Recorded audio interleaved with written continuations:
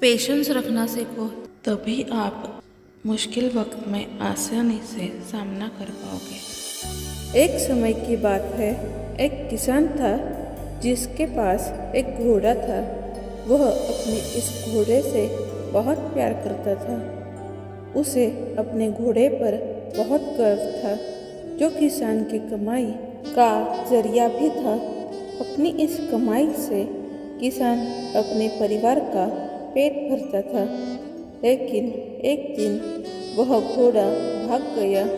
उसके भागने के बाद समाज के लोग और उस किसान के पड़ोसी उसके पास आकर उससे कहने लगे, हे भगवान, तुम्हारा घोड़ा जिस पर तुम्हें बहुत घमंड था वह तो भाग गया। उसको सांत्वना देने लगे कि उसके साथ बहुत बुरा हुआ। लेकिन किसान ने उसका जवाब बहुत ही सहजता से देते हुए कहा, हाँ, बहुत बुरा हुआ। फिर अगले दिन घोड़ा वापस आ गया। लेकिन सिर्फ घोड़ा वापस नहीं आया, बल्कि वह अपने साथ 3 जंगली घोड़े भी लाया। फिर उसके पड़ोसी उसके पास दौड़ते हुए आए और उस किसान से कहने लगे, आपका घोड़ा आ गया और अपने साथ 3 और घोड़े भी लाया है। यह तो बहुत अच्छी बात है, आपकी किस्मत तो बहुत अच्छी है। किसान बहुत खुश हुआ, उनकी तरफ देखा, फिर उसका जवाब बहुत ही साधारण रूप से दिया और कहा, हाँ शायद।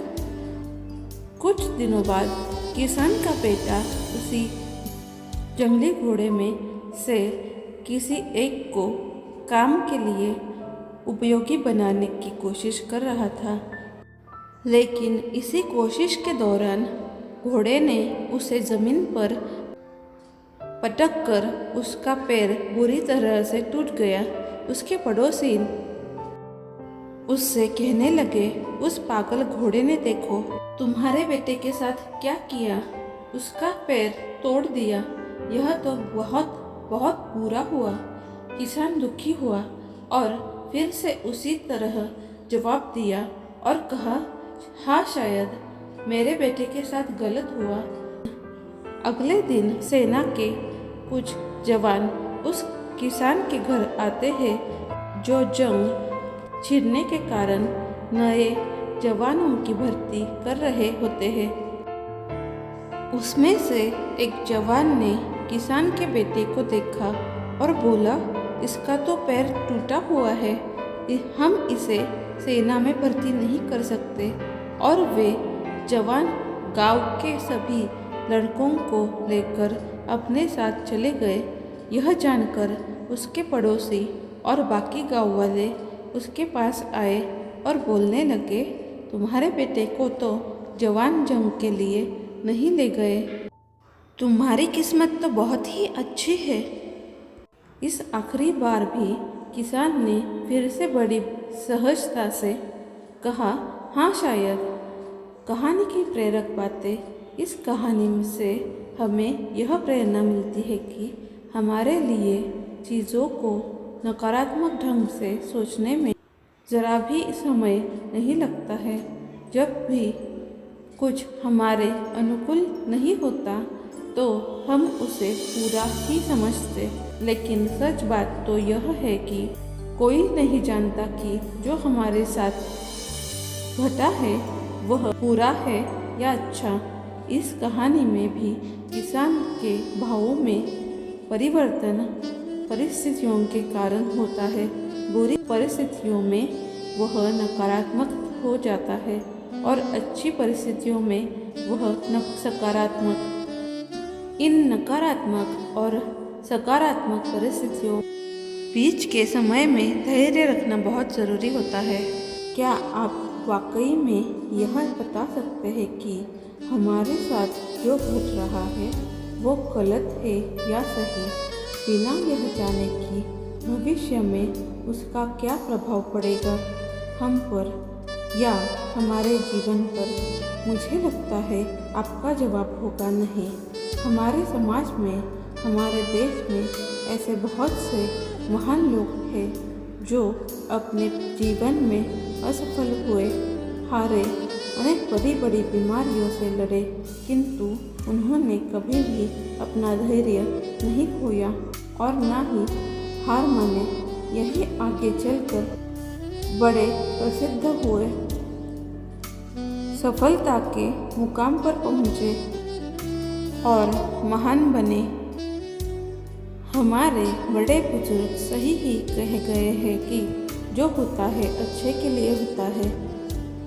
यह छोटी सी लाइन हमें बहुत कुछ सिखा जाती है और ये बात हमें कभी नहीं भूलनी चाहिए। हमेशा कोशिश करते रहो, जीवन के पथ पर निरंतर आगे बढ़ते चलो। आपको बस यह करना है, किसी बात को लेकर ज़्यादा परेशान नहीं होना है, अपने आप को शांत रखना है, अपने काम से काम रखना है। जीवन का सत्य।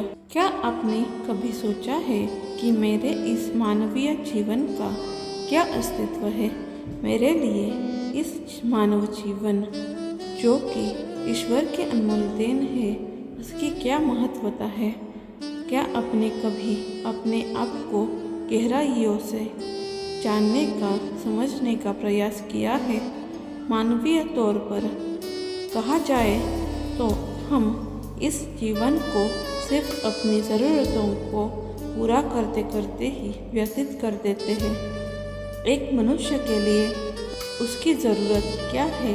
रोटी, कपड़ा और मकान, यही ना? पर यह असल सत्य नहीं है। हर मनुष्य का जन्म इस धरती पर एक विशेष कारण से होता है, जिसे हम धीरे धीरे समय के साथ समझते चले जाते हैं।